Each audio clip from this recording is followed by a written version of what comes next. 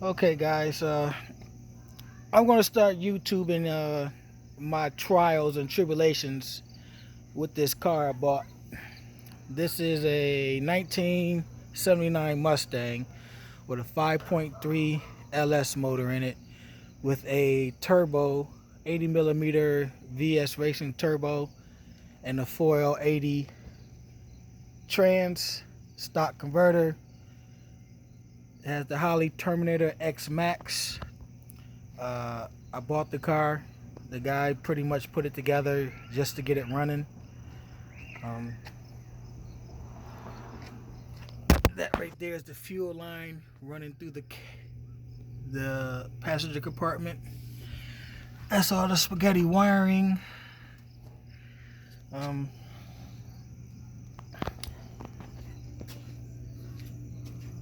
all the wiring is going through the firewall with no rubber grommets whatsoever.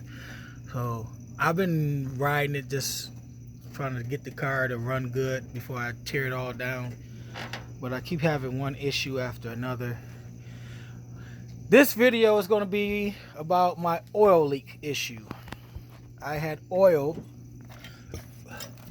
leaking down the back of the transmission, off the starter, both sides of the bell housing.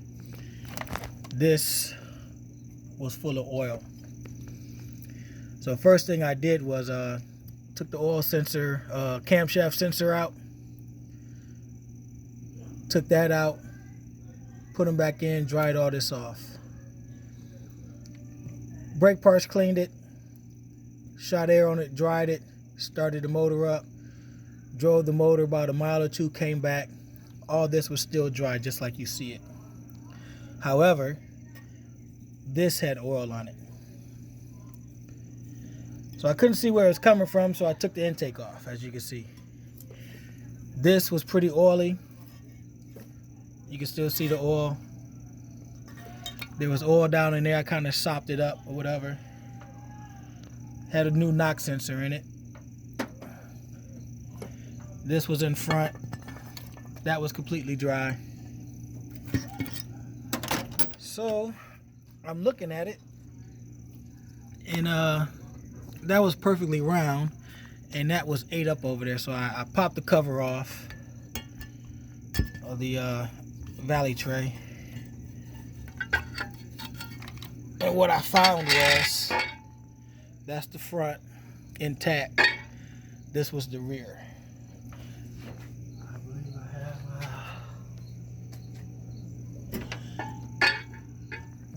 I don't know what I did. Oh, there it is. That was ate up. It probably broke loose when the original owner that I bought it from reassembled the motor. He probably didn't know. It's like pretty dry rotted. It's old. However many miles was on the motor is how old that is or whatever. So that ended up being the issue. That's why the oil was coming up through here and leaking down the valley pan. So I guess I can go get a new boot, replace both of them, and that should take care of that. Now this will be my first video on YouTube about this. My whole plan is to redo the hot side. This is a 3-inch tubing, and I was told I only need 2 1/4, 2 1/2 max. It's a billet VS Racing 80 millimeter turbo, and you can see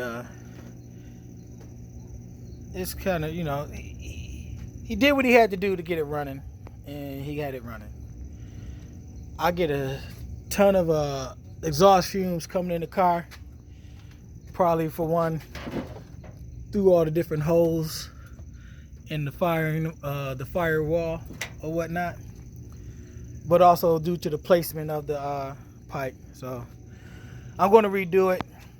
I want to tuck this tubing closer to the motor. As you can see, that turbo header comes out pretty far. I like to maybe cut it off and take it from there and run the hot side. I like to run it down and come up under the crank pulley and come up to the other side maybe. Then he made his own tube front kit.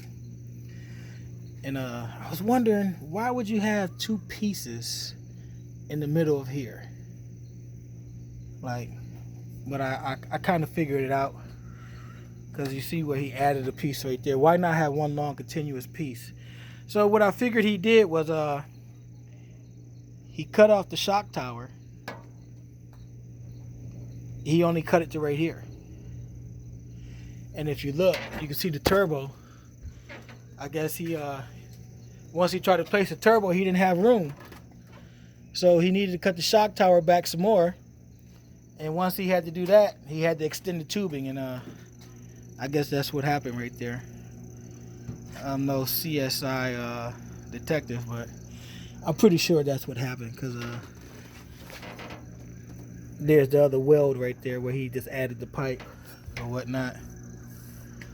But I want to take all this out of here and put it in that car right there. That's what I want to do. It's a nice car. Needs a little floor work. Got a couple air conditioning holes in the floor. But he said he didn't address that because he has the Team Z through the floor subframe connector. And right where that rust is where the outrigger goes for the kit. So he said he's going to take care of that when he installed the rest of it, which I have. But I think I want to put it in this car right here. The floors are super solid. Got the AJE tube K member. I got the control arms for it.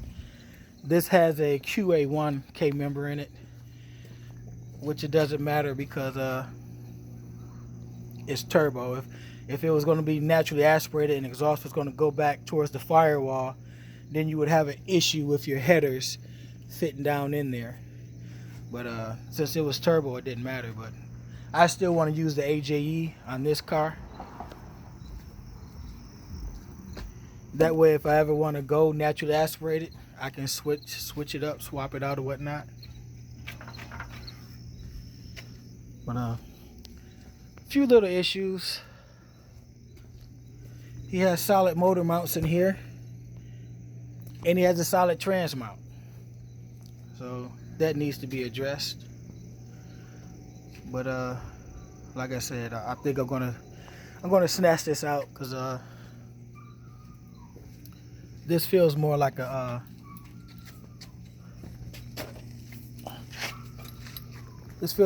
solid car to me. This is an 89. I had already started reinforcing the torque boxes in it and stuff, because I actually have a brand new LS9 short block in this bag right here. I should have been bringing out this Chevy 2 Nova. I got LS3 heads, freshly CNC'd, that I was going to put on the LS9. I was going to put in the Turbo 400, and I have the brand new stroker kit for the LS9 to make it a 417, and I was going to go carbureted, and I have the camshaft for it, the carburetor. I have the Holley 6014 box I was going to run it off of. I bought the cross member for the 400 trans, and then I came across this car. I said, ooh, turbo. I kind of wanted to go turbo, and now I'm turbo now. You know, I don't want to turbo the LS9 because it's a stroker, and everyone knows stroker LS motors. The piston hangs out the bottom of the skirt on the stock blocks. And I don't want to do that with forced induction. I don't know if it'll be an issue or not, but I don't want to. So anyway, back to this. That's my oil leak problem. This is my wastegate that wasn't hooked up to anything. I was told that I need to run a vacuum line from here to either the snail on the turbo or to the manifold. And I've made some boost with it so far. I don't stay in it too hard. With the Holley Terminator X, it has the 3.5 handheld touchscreen control. While I made a pass, my buddy videoed the screen and it said I made 7 psi, made 7 pounds of boost. But I also logged the run, and the run said on the log that I only made 4.7. So I'm not understanding what that discrepancy is on there, but I'm gonna have to figure it out. I guess I'll do a part 2 video, or not a part 2, a second video, because this car came with the truck intake that they smoothed out and put Bondo on it and everywhere or whatnot. But I read about the Trailblazer SS intake, how it gained a few horsepower down low and up top. So I bought one for 125 bucks, and boom, there it is. So since I got the intake off, I'll be taking out these are the Snake Eater injectors, 1500cc injectors. I'll be swapping these over to here. I sourced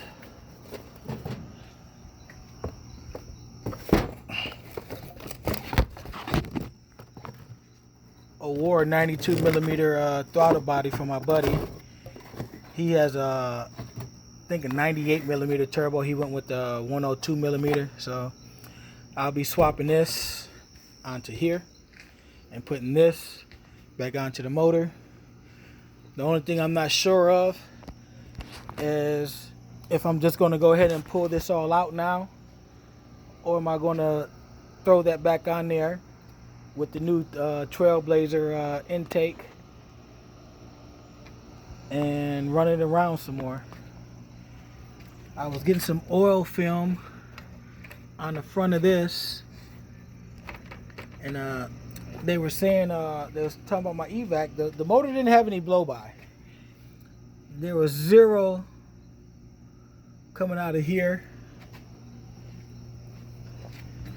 and 0 coming out here. There wasn't even nothing even hooked up to there. And then you can see inside the charge pipe, that's dry as a bone. So they was thinking maybe the crankcase pressure was pushing back through the charge pipe. They were saying how you get oil inside the intercooler. But I think my issue is the drain back. I think that's the issue. Because I don't know if you can see it or not.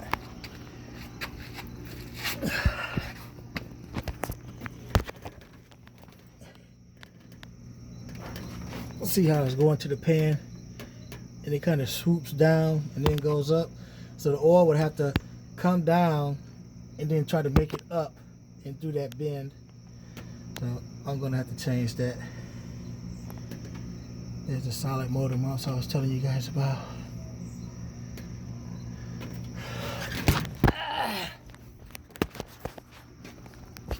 This is my first video of my I call it the LS basket case or whatnot. I've been trying to look at some ideas on where to route that. I was kind of wanting to bring it around here and have it curve and maybe cut into here and have it concave so it fit right there. And then I seen another idea where they ran their turbo, the pipe, just under this fender going back and down. I'm thinking about putting some K-member spacers on here up under the chassis if I'm going to put it in the red car. What did I do with them?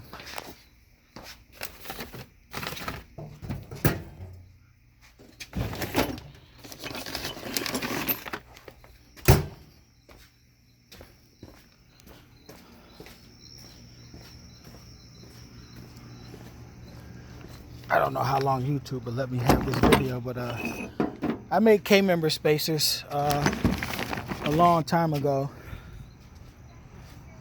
for my big block Ford.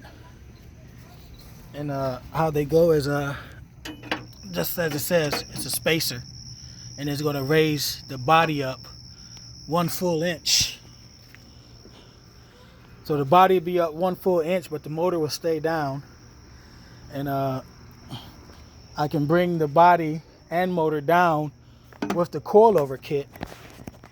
But I figured that 1 inch is going to give me some more room to maybe figure out how to run this pipe right here, the exhaust on the pipe. And it's going to give me some room. That's the actual transmission plug from the Terminator X. He had to cut into the floor. I think I just would have took a big hammer and beat it in, but it should raise it up a little bit. 1 inch up front, probably equal a 1/2 inch back here. Then that's the trans line. So again, I would have took a big hammer and beat that in. If not, I would have cut that out and put a piece of metal over it and welded it and just had it bubble out and then put the carpet back in. The guy, he followed the sloppy mechanic build in the page, and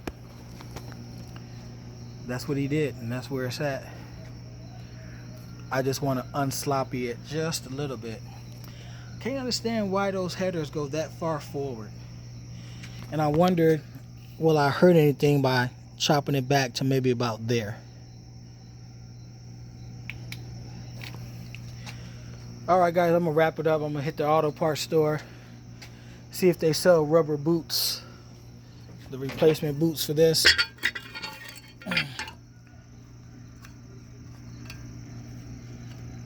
Get that replaced, get that back on the motor. And my name is Charles, and they call me Pizza Boy. But I'll be seeing y'all soon.